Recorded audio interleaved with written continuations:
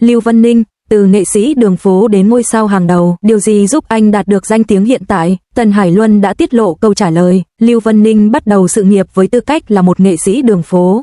Sau đó, anh dần nổi tiếng và trở thành một nghệ sĩ được nhiều người biết đến. Vào tháng 7 năm 2024, tin đồn về mối quan hệ của anh với Trư Thập Đan đã gây xôn xao dư luận. Nhiều người trên mạng đã bàn tán và suy đoán về mối quan hệ của họ. 4 tháng sau, mọi chuyện sáng tỏ, họ chỉ đơn giản là làm việc cùng nhau, không hơn không kém. Và đó là kết thúc của câu chuyện. Trước cuối năm 2025, Lưu Vân Ninh đã đề cập đến 2 điều. Anh sẽ biểu diễn tại 2 sự kiện đêm giao thừa của các đài truyền hình. Ngoài ra, vé cho buổi biểu diễn của anh tại Thành Đô đã bán hết ngay khi vừa được mở bán. Tần Hải Luân trước đây từng nói rằng anh ấy rất tài năng, giỏi cả diễn xuất và ca hát. Nhìn lại, nhận định đó khá chính xác. Cha anh qua đời khi anh mới 4 tuổi, làm thế nào một người như anh lại có thể vươn lên vị trí như vậy? Trước khi đứng trên sân khấu, anh đã dành 10 năm trên đường phố.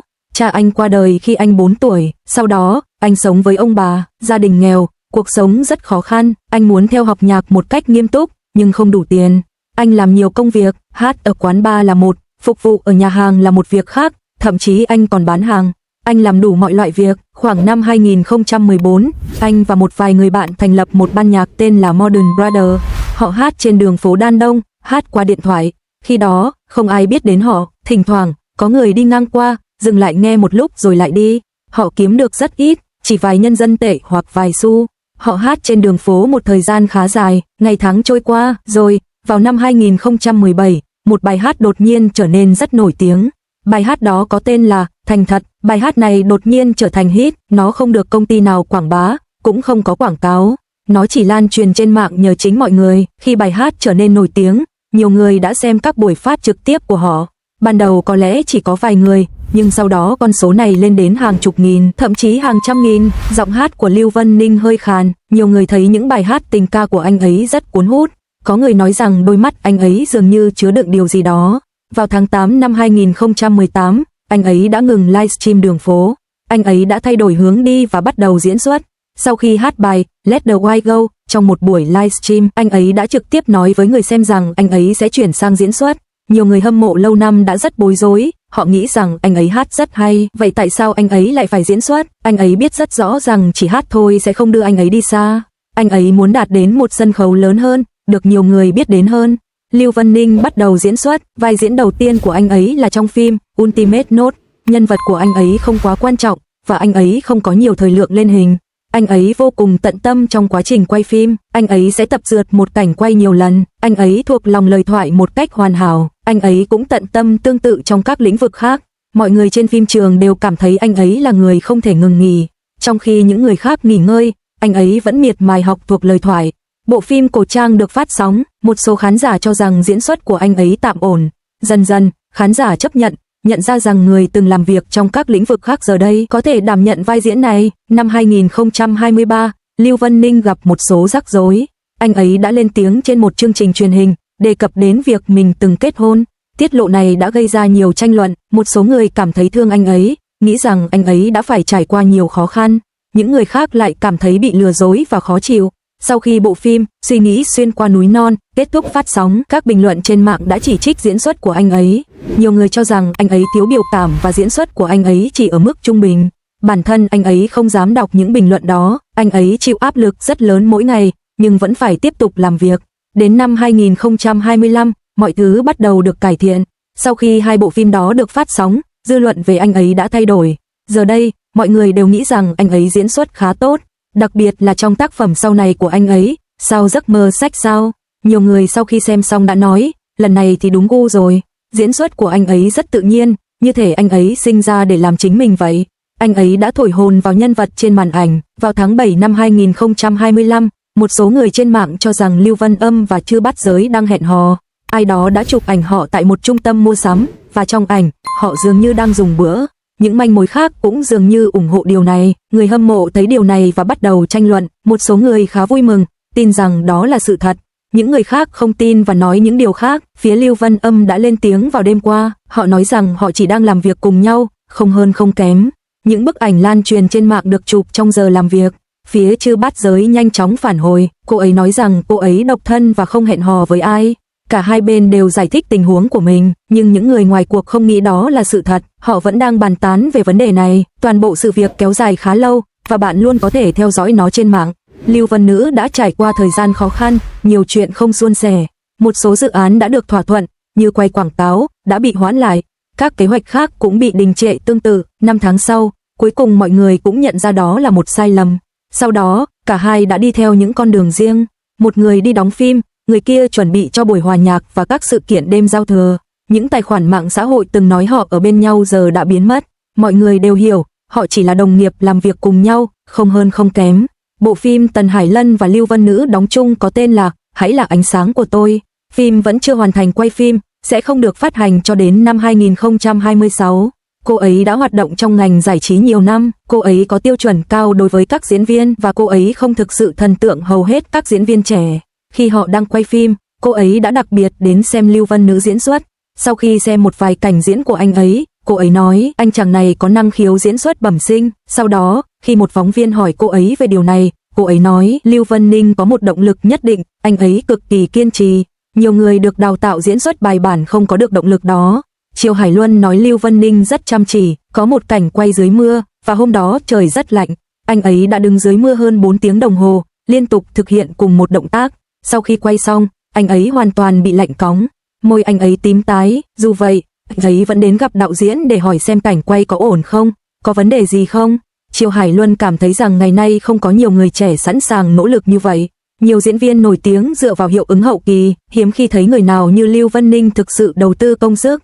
Triệu Hải Luân đã từng nói về Lưu Vân Ninh, cô ấy nói người này có thể hát và diễn xuất, và chắc chắn sẽ thành công trong tương lai. Vào thời điểm đó, nhiều người cho rằng điều đó quá lạc quan. Họ tự hỏi liệu tài năng diễn xuất của Lưu Vân Ninh đã hoàn toàn chinh phục được khán giả hay chưa. Nhìn lại bây giờ, Tần Hải Lư thực sự đã đúng. Lưu Vân Ninh đã nỗ lực và làm được điều đó. Người tài năng cuối cùng sẽ được công nhận. Mọi chuyện là như vậy. Vào ngày cuối cùng của năm 2025, Lưu Vân Ninh đã công bố 2 thông tin. Anh ấy sẽ biểu diễn tại 2 chương trình gala đêm giao thừa của các đài truyền hình. Điều này khá ấn tượng trong ngành, hầu hết mọi người đã may mắn lắm mới được tham gia một chương trình. Sự xuất hiện của anh ấy ở 2 chương trình cho thấy nhiều người biết đến anh ấy hơn và có rất nhiều người hâm mộ yêu thích anh ấy. Hàng năm vào thời điểm này, nhiều công ty muốn nghệ sĩ của họ biểu diễn tại các chương trình gala này. Sự xuất hiện của anh ấy là một thành công lớn. Lưu Vân Ninh sẽ tổ chức một buổi hòa nhạc ở Thành Đô và vé đã được mở bán. Người ta nói rằng vé sẽ được mở bán lúc 10 giờ tối, nhưng chỉ còn 1 phút nữa. Hàng chục nghìn người đã chờ đợi trên trang web, ai cũng muốn mua vé. Vé được phát hành và ngay lập tức biến mất, chỉ trong nháy mắt, tất cả đã bán hết. Trang web bán vé không thể chịu nổi tải trọng và bị sập. Vé hết ngay khi vừa được phát hành, dữ liệu từ nhiều nơi đã phá vỡ kỷ lục trước đó. Ngay cả những người phụ trách cũng không ngờ điều đó lại xảy ra nhanh đến vậy. Máy chủ ghi nhận hơn 500.000 người đã đổ xô vào ngay khi vé được bán ra. Nhưng địa điểm tổ chức chỉ có sức chứa hơn 10.000 người. Đơn giản là không đủ vé cho tất cả mọi người. Buổi hòa nhạc của Lưu Văn Âm tại Thành Đô đã không diễn ra. Đó là vào năm 2020, địa điểm đã được đặt, sân khấu đã được thiết kế và hơn 4.000 vé đã được bán. Mọi thứ đã sẵn sàng, nhưng cuối cùng, buổi hòa nhạc đã không diễn ra. Điều này có ý nghĩa rất lớn đối với anh ấy và những người đã chờ đợi để được xem anh ấy biểu diễn. Điều tương tự cũng xảy ra với các khía cạnh khác của buổi hòa nhạc. Buổi hòa nhạc đã bị hủy vì đại dịch. Anh ấy nói với người hâm mộ trên mạng rằng anh ấy nhất định sẽ bù đắp cho họ khi mọi chuyện kết thúc. 6 năm đã trôi qua, có hơn 4.000 người đã mua vé, tiền vẫn còn đó, đơn đặt vé vẫn còn đó và họ đang chờ anh ấy giữ lời hứa. Lưu Vân Âm đã gặp gỡ người hâm mộ của mình ở Vũ Hán. Điều này xảy ra vào mùa hè năm 2025. Cuộc gặp gỡ đã hứa cuối cùng cũng diễn ra sau 6 năm.